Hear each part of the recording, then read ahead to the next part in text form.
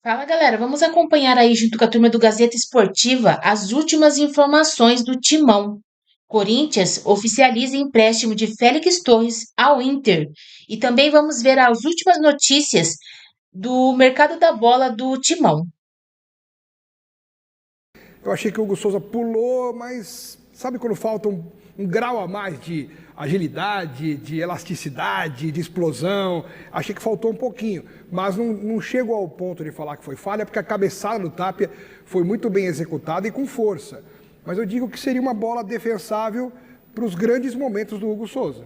Como o Tapia cabeceia no contrapé dele, com força, quer dizer, muda a direção da bola, em vez de dar a casquinha para o outro lado na diagonal, ele dá aqui no primeiro pau, eu não considero falha, mas concordo com o Alex, seria uma bola defensável para o nível do Hugo Souza. Frango nem pensar. Não, frango não. Eu vi um monte de gente, principalmente torcedores aí que gostam Bola de dar defensável. aquela cornetada, sabe? Eu acho Falando que faltou foi uma falha, foi um frango uma mesmo. explosãozinha a mais, assim, sabe? Um impulso um pouquinho mais forte, mais rápido. Nesse ângulo dá pra ver, ó. Ele pula, até toca na bola, entende? A partir do momento que o goleiro toca na bola, automaticamente, na minha visão, é uma bola defensável, porque ele quase defendeu. Então, E a dupla de zaga ali, André Ramalho e o Gustavo Henrique, que não sobem ali, né? que o cruzamento foi muito bem executado pelo Danielzinho, com muita força, a meia altura, não foi nenhuma bola assim para que o Tapia disputasse pelo alto contra as Torres Gêmeas do Corinthians, não. Foi um cruzamento Certeiro muito certeiro, né? Foi muito bem feito e que atingiu direto a cabeça do Tapia, que atacou a bola também, né? O Tapia atacou a bola se antecipando e cabeceando. Então, o problema é que muitas vezes zagueiro, e os dois zagueiros do Corinthians são bons por cima, o Gustavo Henrique e o André Ramalho. O problema é que às vezes o zagueiro, ele vai e ataca a bola, como o atacante deve fazer. E em determinados momentos o zagueiro, ele não deve atacar a bola, ele deve marcar o jogador que vai para a bola. Então você não precisa nem alcançar a bola, você indo junto com o atacante, você pode atrapalhar o movimento dele. Acho que faltou isso. Então, eu não vou colocar o gol do São Paulo na conta nem do Hugo, nem da zaga, mas a bola era defensável e dava para os zagueiros terem atrapalhado a ação do Tapia. O Tapia ele acabou cabeceando com uma certa liberdade, ele tinha um espaço ali. Né? Não é que ele ganhou no corpo, por exemplo, do zagueiro ali na hora. Você pode ver, ó, no cruzamento do Danielzinho, ele está meio solto ali, né? Na grande área. E os dois zagueiros do Corinthians estão perto, mas não tão perto a ponto de poder evitar o gol, atrapalhar o cabeceiro Tapia. Então, lances de jogo que acontece até por início de temporada também. Agora vamos ver então o gol do Corinthians, porque assim, pouca coisa aconteceu no Clássico, vamos ser honestos? Sim. Pouca coisa aconteceu, mas daí acontece o gol do Corinthians já ali, São Paulo ia vencendo por 1-0, chega no final do jogo, quase no apagar das luzes ali, o São Paulo ia comemorando uma vitória, de repente, Breno Bidon recebe a bola, faz isso aí, só que é o seguinte... Muita gente falando, principalmente São Paulino, é óbvio que houve falta do Breno Bidon. Aí, piada, ó. Né? E aí, Silvério? Eu sou São Paulino, cara. Né? Sou jornalista / São Paulino nas horas vagas. Nunca daria uma falta dessa.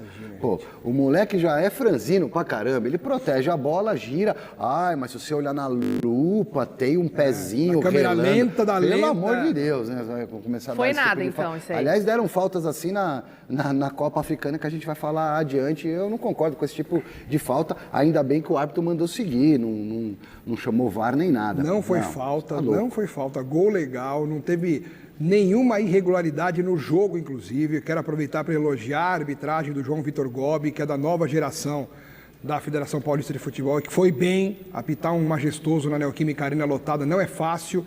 Ele conduziu bem o jogo, deu bastante cartão, principalmente já para o Enzo, logo a 1 minuto de jogo. Tem árbitro que pipoca, não, é muito cedo para dar cartão. Ele foi lá e deu 1 minuto de jogo. Por quê? Porque foi lance de cartão. Não tem que escolher tempo de jogo para dar cartão. Se o lance é para cartão, o árbitro tem que dar. Então, ele foi bem, não teve polêmica. E nesse lance bem também. Bem, proteção. Aí eu vejo o erro de marcação de São Paulo. Aí eu vejo, porque o Breno Bidon é um jogador leve, ele ganha a dividida do Alan Franco, se eu não me engano, não é isso ali que vocês estão dizendo se foi falta ou não? Quer dizer, ele ganha no corpo de um jogador bem mais forte que ele, fica caído e ninguém se dá conta de que ele levanta e conclui a jogada. Então, para mim, aí teve uma falha maior do que na defesa do Corinthians em relação ao gol do São Paulo. E o Alan Franco que vinha fazendo um grande jogo, hein? Vinha fazendo uma grande partida, fez um grande jogo, na minha opinião, mas nesse lance ele acabou participando. E aí não é só o Alê que eu tô falando, diretamente. não. Acho que faltou uma cobertura ali, quando o Geral Breno Bidon ali, fica né? caído sozinho ali. Né? Vamos ouvir então o que o personagem do gol, o Breno Bidon, falou sobre essas reclamações dos São Paulinos nesse lance? Vamos ver. É claro que eles vão reclamar, né?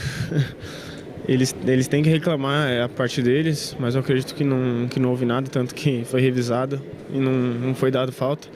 Então eu acredito que isso daí eles têm que ver, eles têm que reclamar com o árbitro. Eu não tenho nada a ver, eu fiz minha parte, a bola sobrou ali, consegui fazer o gol. Então isso aí não é comigo não. E não é com ele mesmo. Posso só Fez concluir uma o gol, coisinha? claro, No Silvio, pique, por né? favor. No pique. Resultado seria injusto se o São Paulo ganhasse. O São Paulo fez o que dava para fazer, abriu o placar, mas não seria justo. Sei que justiça no futebol passa longe, que vale a bola na rede. Mas o Corinthians jogou para pelo menos empatar. Né? Vamos falar a verdade. Você achou que o Crespo mexeu mal ali, Silver, no final Eu e tal, acho que deu uma que, recuada? eu acho que quando ele mexe naquela parte final, ele tira o Danielzinho estava acompanhando muito o próprio Bidon. E quando ele mexe nessa estrutura, o Bidon acaba tendo espaço, talvez também por isso, para fazer o Agora, gol. você vê como são as coisas. Num campeonato como esse, né, de poucas datas, tiro curto, o São Paulo vinha segurando o resultado de 1-0, que o deixaria, após 3 rodadas, em 5º lugar no campeonato, estaria classificado. Aí ele toma o gol de empate, ele não só perdeu a chance de ganhar do Corinthians na casa Olha do aí adversário, a tabela. como também ele cai para o 10º lugar. Ele nem Olha, aparece na primeira parte. Exatamente, Alex, nem aparece. Só vai aparecer na segunda página, Aí, ó. em 10º lugar. Pois é. São os 8 primeiros que avançam. Exatamente. E os Vamos 2 ver lá a últimos primeira caem, né? página, o diretor? Vamos passar aqui de Os novo, 2 últimos então, ó. caem. Em primeiro está o Bragantino, em segundo o Palmeiras, só estão ali por conta do saldo de gols, gols 9 a feitos do 3, né? Bragantino. O Bragantino tem 9 e o Palmeiras tem 3. 100% de aproveitamento dos Exatamente, dois. os dois únicos 100% aí na competição até agora, seguido do Novo Horizontino, Capivariano, depois o São Bernardo, Primavera, Corinthians aparecendo em Primavera, 7º hein? e o Santos em 8º, fechando então o que seriam os 8 classificados nesse momento para a próxima fase. Quando a gente vai para a segunda página, tem o Velo Clube à frente do São Paulo ainda. São Paulo em 10º, depois Mirassol, Portuguesa, Noroeste, Guarani, Botafogo de Ribeirão Preto e a Ponte Preta em último lugar. E o que eu falei do Santos, do São Paulo, se aplica ao Santos, que estava em 4º lugar até os 97 minutos do jogo. verdade. Aí ele toma o gol de empate do Guarani, o Guarani sai da zona do rebaixamento, empurra o Botafogo de Ribeirão Preto, e o Santos cai do 4º lugar para o 8º. Então você vê como qualquer gol nesse Campeonato Paulista de tiro curto vai dar muita emoção para o campeonato em termos de classificação e rebaixamento por também. motivo de força maior, de calendário, essa mudança toda do futebol brasileiro, eu confesso que estou gostando mais do Campeonato Paulista sim. Eu acho Que legal já é também. um campeonato meio torto. Eu adoro o Paulistão, acho que o Campeonato Paulista é importantíssimo, tradicional. Você tem que ter os times do interior. Campeonatos estaduais são importantes também para as outras áreas do Brasil, porque tem time que não vai disputar nada se não for o campeonato estadual para tentar ganhar alguma coisa. Mas desse jeito o Campeonato Paulista está mais interessante. Muito bem, então, eu quero por aqui, porque eu sei que tem coisa que o Salazar apurou, junto com a nossa equipe aqui da TV Gazeta. Salazar, vem pra cá, boa noite de novo. Como é que tá o mercado da bola do Timão? Quero saber as novidades que você traz pra gente. Mercado movimentado do Corinthians, viu, Marina? Vamos lá, mais uma vez, boa noite para todo mundo que está acompanhando aqui o Gazeta Esportiva. Olha só, vou tentar resumir a situação de mercado do Corinthians. O Timão deve apresentar essa semana oficialmente o Matheus Pereira, que estreou ontem, e também o Melans, lateral direito uruguaio que estava no Peñarol. Também deve ser apresentado, já está aqui em São Paulo.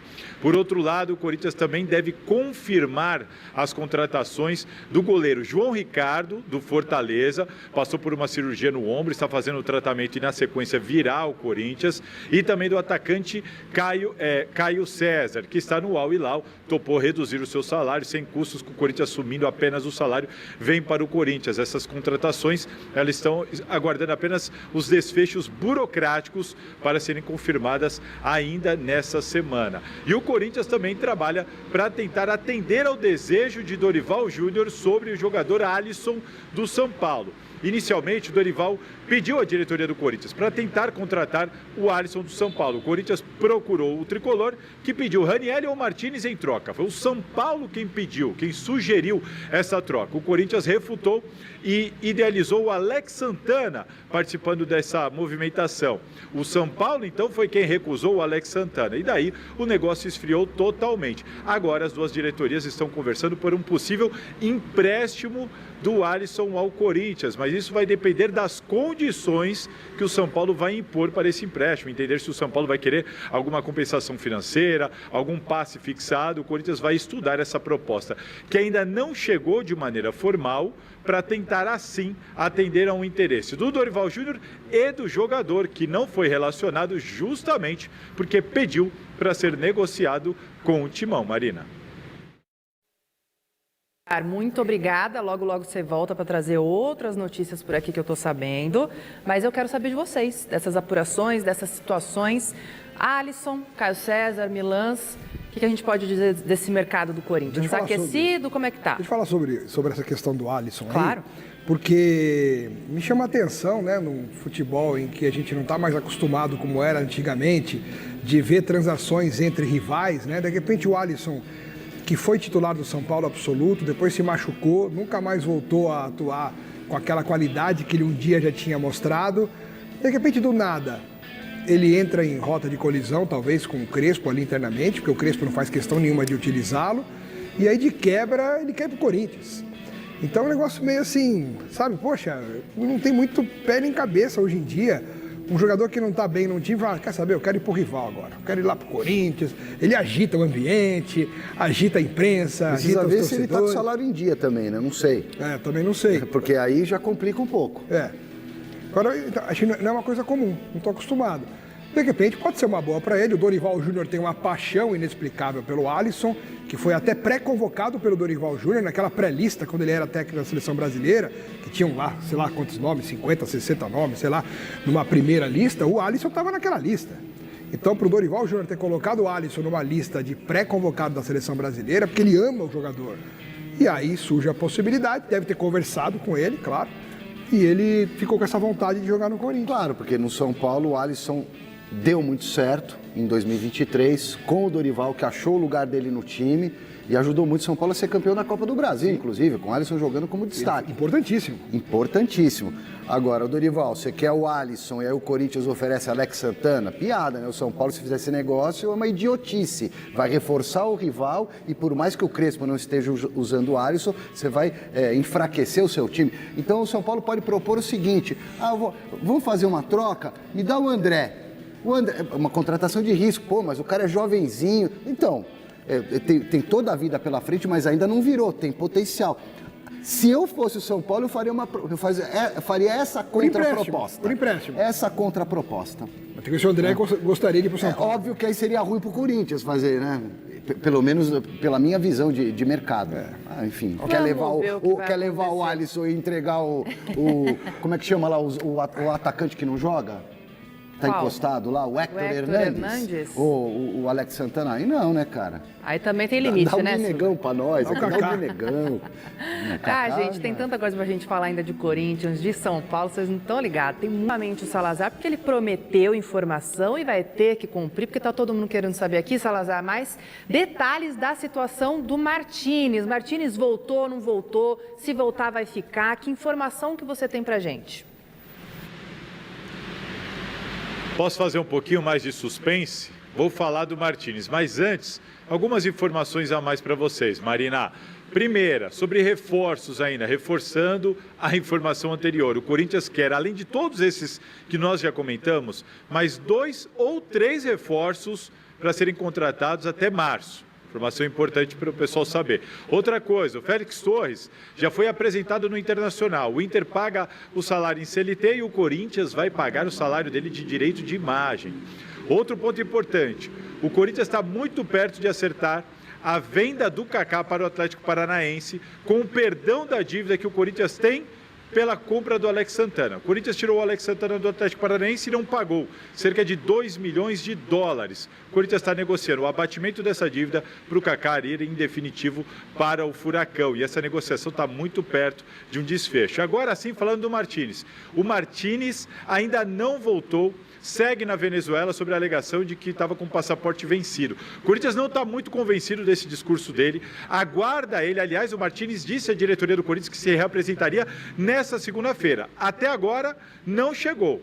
E a diretoria do Corinthians estuda multar o Martínez no máximo que a lei permite, cerca de 40% do salário dele. Isso porque, atenção, informação exclusiva, essa é a 4ª vez que o Martínez não se apresenta ao Timão na data marcada. 4ª vez. Muita gente pode ficar surpreso com essa informação, mas é porque as primeiras vezes foram encobertas, blindadas pelo então dirigente Fabinho Soldado, mas agora chega essa informação de que, como é a 4ª vez, o Corinthians chegou ao seu limite com o Martínez. Marina. Pera aí então, Salazar, você trouxe essa informação aqui, a apuração da TV Gazeta, que é a 4ª vez que o Martínez não se reapresenta na data que os outros jogadores se reapresentaram. Eu né? lembrava então, de uma que ele ficou lá na Venezuela. Uma que ficou, foi multado até e tudo mais. Ou seja, outras 2 vezes o Corinthians, na boa vontade ali, tentando também dar uma moral pro atleta, acabou deixando para lá. Alex, inadmissível uma situação dessa. É inadmissível. E eu não sei se ele se escora no fato de ele saber que é importante para o time e achar que pode fazer o que ele quiser, que manda, que cria as próprias regras e executa do jeito que ele acha que tem que executar. Inclusive, eu li no X outro dia, no Twitter, né? Não sei quem foi, cara. Se eu lembrasse, eu falaria aqui para dar os créditos. Acho que foi o Marco Belo, se não me engano, postou. Tenho quase certeza de que foi isso. Que, numa conversa informal, o Dorival Júnior disse que tentou falar com o Martínez também e não recebia mais as respostas pelo WhatsApp. GE.globo já postou isso também. Então, nem para o treinador que tentava falar com ele respondia as mensagens. Quer dizer, o mínimo, né, que é comunicação. Por isso que acho que o Dorival está tão bravo, né, nas coletivas. Lógico que é por isso. Lógico que é por isso. Então, gente, um cara desse não pode contaminar um elenco e passar a imagem de que ele pode fazer o que ele quiser e seguir gostosão lá, sendo titular, jogando, né, curtindo a carreira, o futebol, o glamour, um Corinthians que é gigante. Ô, Martínez, volta pra Venezuela e fica lá. Vai jogar lá no Caracas, vai jogar em outro time, então. Já que você quer fazer isso aqui com o Corinthians não é time pra isso. Esse é o cara que especula-se, poderia fazer parte da troca. O Martínez, quando quer jogar, é um cão de guarda, é um cara forte, muito raçudo, útil, muito ele é meio louco, né? Bom demais. Parafuso solto, mas ele é totalmente irresponsável. Agora, ele não foi para a Venezuela com autorização do Corinthians para conseguir a reemissão do passaporte, porque, caso contrário, ele não poderia, quando voltasse, jogar Libertadores fora de casa, porque saindo do país ele não poderia regressar para o Brasil. Passaporte venezuelano. Então, é um rolo do caramba isso aí também. É um rolo do caramba, mas ele é um trabalhador, então precisa também, né, cumprir ali com as exigências do clube. No caso, multa 40% do salário dele. Justíssimo, assim, claro ao meu ver, né? Claro que é justo. Enfim, gente, tá a hora de falar de Palmeiras. Agora chegou a hora, gente, uma notícia que eu confesso que eu tô ansiosa, porque eu tava tentando entender e eu quero pedir pro Thiago Salazar voltar aqui, porque assim, a troca de estádios entre Corinthians e Santos vem causando um pouquinho de polêmica, né, Salazar? Afinal, quanto Timão e Peixe vão cobrar de aluguel dos seus respectivos estádios? Quero saber, vai sair dinheiro do bolso de quem e quanto, Salazar? Dos dois clubes, Marina, fizeram um acordo, mas nada de 0-0, eu empresto o meu e você empresta o seu. Não será assim. O Corinthians vai pagar cerca de R$350 mil ao Santos para utilizar a Vila Belmiro, além de assumir o custo com a operação do jogo. Já o Santos vai pagar cerca de 800 mil, entre 800 e 850 mil reais ao Corinthians para utilizar a Neoquímica Arena, além de também assumir a operação do jogo, que em Itaquera sai muito mais caro, muito mais salgado do que em Santos, na Vila Belmiro. Só que o Santos entende que esse é um grande negócio. já que a receita do jogo deve ficar ali perto da casa dos 4 milhões de reais. Você abater esse aluguel e o custo da operação, todo o resto vai ser lucro para o time do Santos, que normalmente não consegue ter esse tipo de receita jogando na Vila Belmiro. O Corinthians, por outro lado, teria uma receita muito maior na Neoquímica Arena, mas jogaria na quinta-feira, e se jogar agora na Vila Belmiro contra o Bahia na primeira rodada do Brasileirão, jogará na quarta-feira, assim como o Flamengo, que vai pegar o São Paulo no Morumbi. A ideia inicial do Corinthians, inclusive, era jogar em Bragança Paulista, mas o clube entendeu que o estádio é muito pequeno, por isso foi para a Vila Belmiro, tudo para jogar no mesmo dia que o Flamengo e chegar em condições iguais ao time carioca na Supercopa no dia 1º de fevereiro em Brasília. Marina. Tá certo, Salazar, muito obrigada. Agora sim a gente tem os números, gente. Vocês acham que é um bom negócio para ambos os clubes? Principalmente para o Santos, né? Para o Corinthians é pela necessidade da data. Ele ganha um dia precioso pensando numa final de campeonato. Então aí é um ganho técnico. Para o Santos é um ganho financeiro incrível, né? Porque apesar de pagar mais pelo aluguel junto com a operação do jogo no estádio, né? Ele vai ganhar um valor que ele jamais ganharia em 10 jogos na Vila Belmiro. 4 milhões de renda, 3,5, 4 milhões de renda, você abate ali 1,5 milhão de operação do estádio da Neoquímica Arena, ele vai ter 2 milhões, 2,5 milhões de lucro para um jogo. Né? Quanto que é a renda na Vila Belmiro de um jogo hoje? 300 mil reais? Uma renda? Quanto é que é a arrecadação? 14 mil no máximo lá? Então. É isso aí. É uma renda abaixo de... Talvez um pouco mais, então, para o Santos é maravilhoso financeiramente.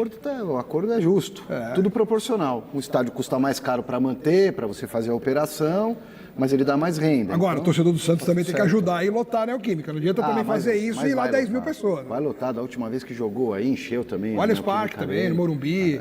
A torcida do Santos comparece em São Paulo. Maravilhosa aqui em São Paulo, como ela na Baixada, só que lá o estádio é menorzinho. Não cabe mais. Entendi. Então, para você que está chegando agora, diretor, me lembra aqui os valores? Eu quero passar certinho aqui para o pessoal, então. São 800 mil reais na Neoquímica.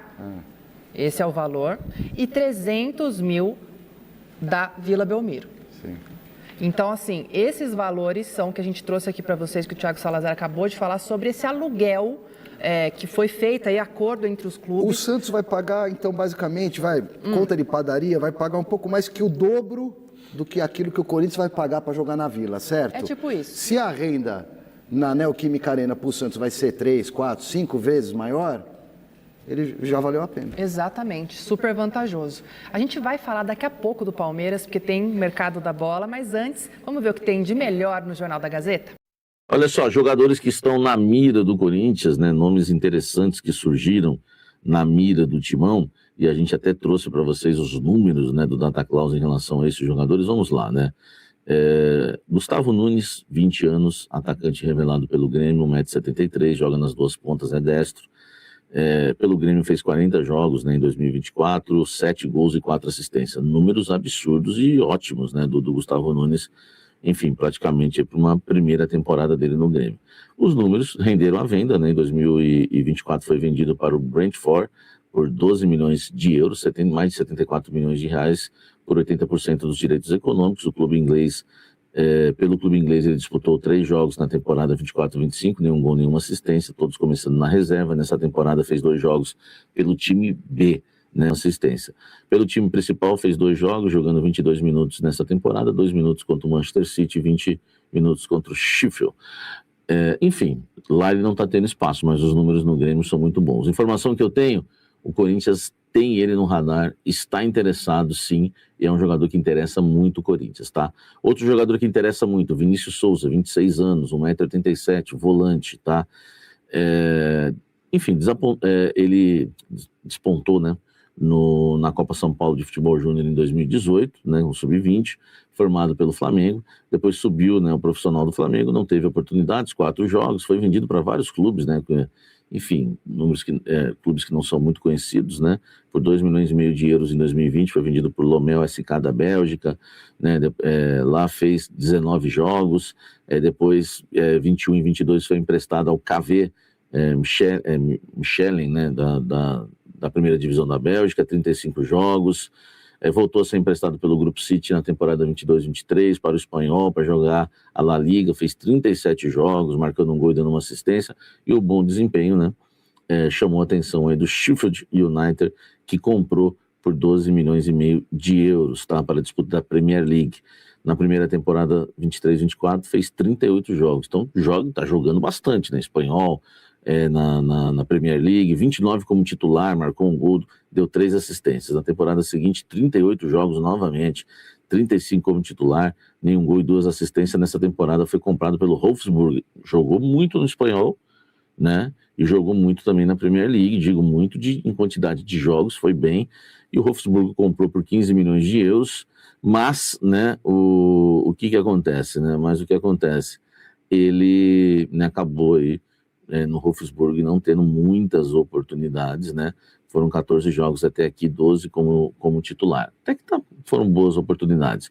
O Corinthians tem interesse nos dois, por enquanto estão no radar, o Corinthians monitorando e vendo as condições de negócio. Os dois negócios seriam por empréstimo, caso os clubes aí topem, tá certo? Interessam, sim. Diferente do Wesley, que não tem nada. Esse tem o interesse e a consulta do Corinthians para você. Comenta aqui embaixo e deixa. Depois de tanta pergunta, vocês terminaram até dizendo, o Samir não quer responder sobre o Pochettino. Desculpa, é Pochettino.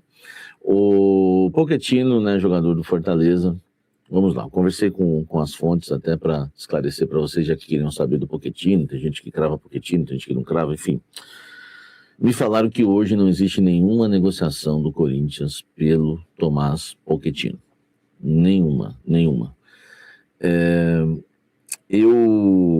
Eu perguntei para a fonte se há algum interesse, né, do Corinthians no Pochettino ou se eu posso descartar. A fonte fez questão, né, de me mandar um áudio dizendo, não vou falar para você descartar, porque senão vai acontecer igual o goleiro, que a gente tinha descartado por conta que ele tinha uma lesão, e a gente achou melhor apostar e, enfim, e tentar a contratação mesmo com lesão, tá? Então eu vou pedir para você não descartar, só que hoje eu posso garantir que não tem nenhuma negociação. E aí eu entendi por quê, né? Porque o Dorival Júnior tem outras prioridades. Alisson e Alan, jogador do Flamengo. Enquanto o Corinthians não decidir a questão desses dois aqui, né, não vai haver nada com o Pochettino. Mas eu não vou descartar, porque até a fonte falou que não quer, enfim, dar bancada comigo, porque vai que daqui 10 dias, uma semana, né, o Corinthians vai para cima do Pochettino. Então eu entendo que o Pochettino interessa, não há negociação, mas está longe de ser aí a primeira e até a segunda opção do técnico Dorival Júnior. Resumindo, se conseguir fechar com o Alisson e se conseguir contratar o Alan, o Pochettino não vem. Se nenhuma dessas negociações derem certas, aí o Pochettino pode entrar na mira e o Corinthians abrir uma negociação. Mas hoje, no dia 19, não tem negociação com o jogador do Fortaleza, tá certo? Informação para você na temperatura certa, com todo o cuidado da fonte, que já até falou para mim, sabe, né, em relação ao goleiro. Eu tenho que sempre me redimir com você, porque a gente realmente não queria mais, porque descobrimos a lesão, só que, né, teve uma pessoa dentro do Corinthians que quis muito o jogador e o Corinthians achou melhor, enfim, apostar mesmo ele lesionado, mesmo se recuperando. Aliás, não está contratado ainda, né, precisa passar nos exames médicos e a recuperação está tudo ok com ele. Mas do Pochettino é exatamente isso, ele não é a primeira nem segunda opção. Se não dá nada certo com o Alan e com o Alisson, enfim, ou até, né, essa nova aposta do Corinthians, que é o Vini Souza, o Pochettino pode entrar na mira, mas hoje não há negociação, não há conversa, tá bom? Um estiramento do músculo da lateral do abdômen tirou o zagueiro Kaká dos relacionados do Corinthians para o clássico contra o São Paulo, válido pela terceira rodada do Campeonato Paulista, que terminou empatado em 1-1.